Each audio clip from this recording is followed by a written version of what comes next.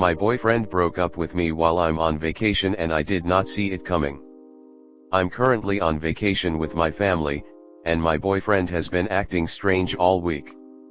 We had a little argument a few days ago which requires a little context, but I'll try to keep it short. So, a few weeks ago I went bowling with my friends and didn't mention it to him. Right before I went, he asked me why I didn't tell him I was going and was kind of hurt. I thought that this meant we tell each other our plans for the day moving forward, so while I was on vacation he went out drinking with his friends.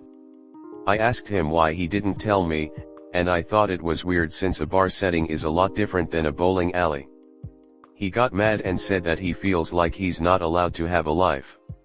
He also made a big fuss about wanting to be posted for National Boyfriend's Day, but then didn't post me for National Girlfriend's Day.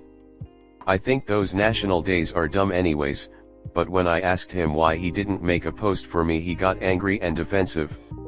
So he ignored me for a few days, and when I called him and asked him what gives, he told me he's not happy and doesn't think we're going anywhere.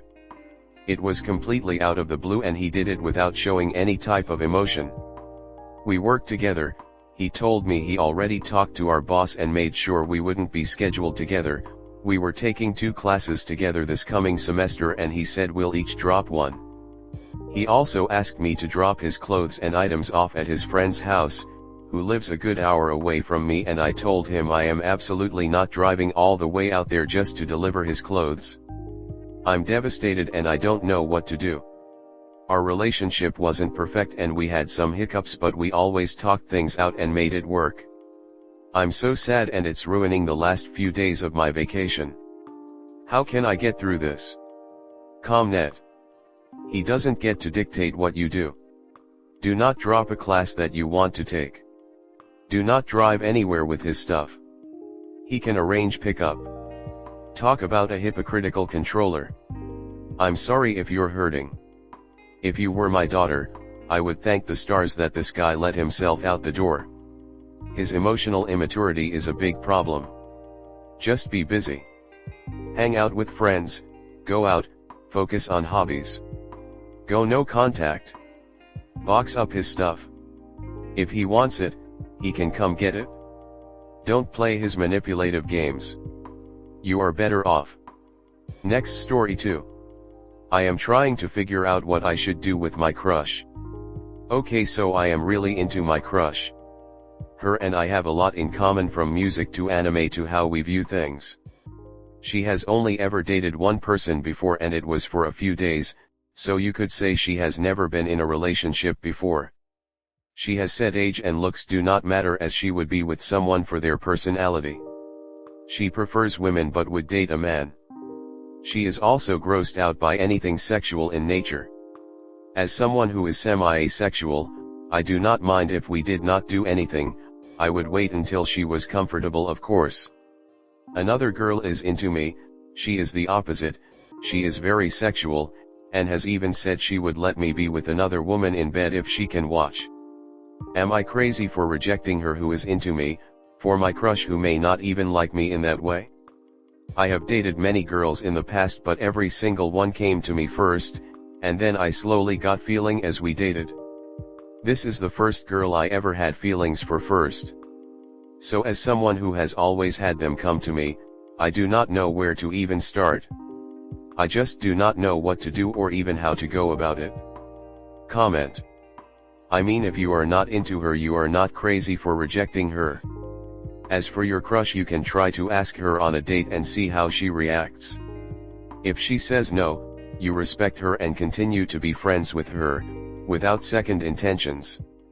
This is my dilemma. I also like the other girl, but I'm more into my crush.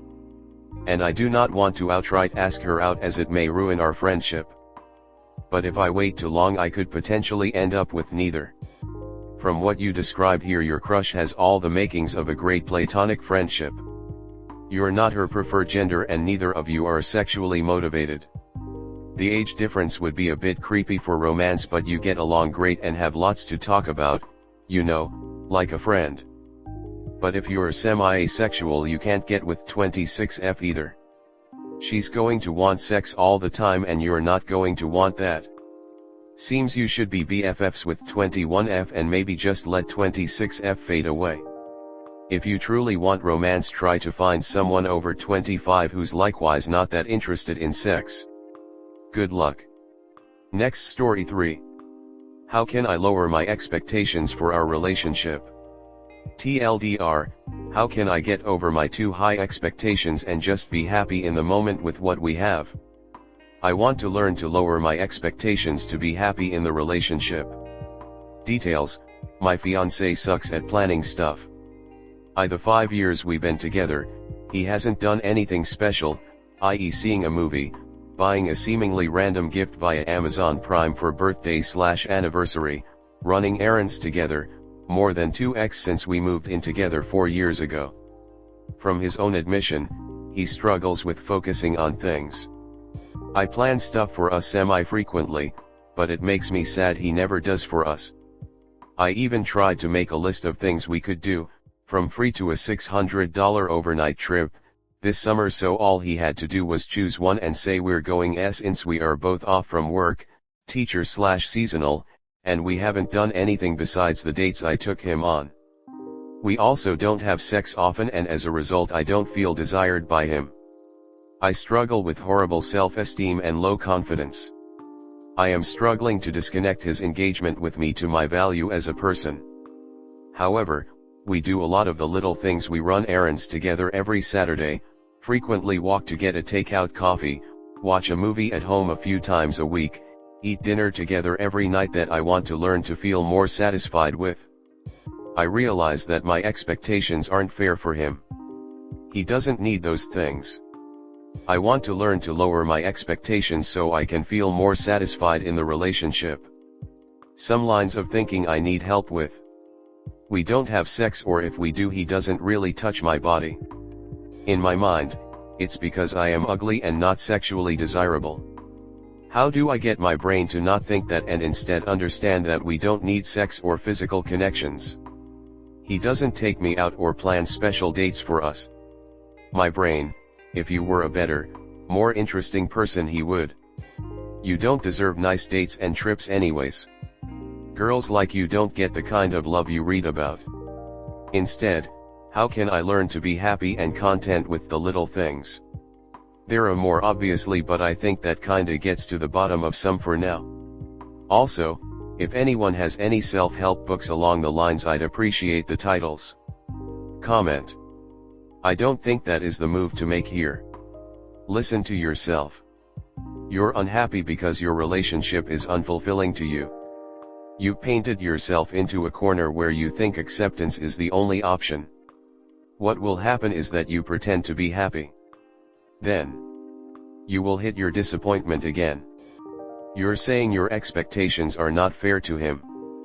But what about you? The two of you can talk and you can tell him. I can't provide you with any advice on how to lower your expectations. You've already been doing that, seeing how 10 months ago and present day.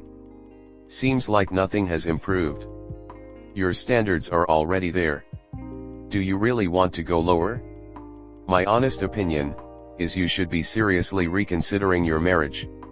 You were unhappy 10 months ago and the same thing in different texture today. Your marriage is going to be a disappointment. Please give this part of your previous post a read again. I am resentful because I work all day, come home, chill for a second, immediately start cooking dinner, and then get ready for bed. Meanwhile, my BF games and smokes weed all day. He literally wakes up, games, smokes, games, smokes. He games while I make dinner, he games after dinner. All day. He's gotten a little better about things around the house, like he will sometimes sweep, will almost always take the garbage out, and will always wash the dishes, but the bulk of it still rests on me. I plan, buy, and cook all of our meals. We tried a subscription meal box plan, but the meals were supposedly too hard for him to do, so we cancelled. I record and do most of the shopping for household things, like grocery staples, cleaners, laundry stuff, light bulbs, etc. I spend my Saturdays sweeping, mopping, picking up, cleaning the kitchen, cleaning my bathroom, don't share a bathroom because I got too grossed out by his washing the bed sheets, etc. Other people don't define your worth. You have worth regardless of how other people feel about you. I have some suggestions of reframes for your thoughts, like you've asked for. One person's desire to have sex with you has nothing to do with your overall attractiveness. Go outside and walk down a busy street. Do you want to rip the clothes off of everyone you walk past? Probably not, right? But the vast majority of people you see either are in sexual relationships or have had sexual relationships before in their life. You not wanting to have sex with them doesn't make them inherently undesirable. So why would one person not wanting to have sex with you make you undesirable? What's so special about this guy that he gets to make decisions about who is and isn't attractive, to anyone, forever? Again, why does this one guy get to decide who is interesting and who is not interesting? Who deserves dates and love and who doesn't? He might not care enough to plan dates for you, but that is about his choices and his behavior. If someone asked you to take him on a date, and you said no, does that mean that that person is inherently unlovable and undeserving of care and attention? Hopefully you don't have the power to make those kinds of judgments over a person's worth and life. So why do you think this one guy you're dating does? However, wanting a partner who likes having sex with you and planning things for you to do together is not a high expectation. Don't let your other distorted beliefs like I ask for too much, I should lower my expectations, or it's not fair to ask for my needs to be met stop you from finding happiness in your life. You don't have to settle.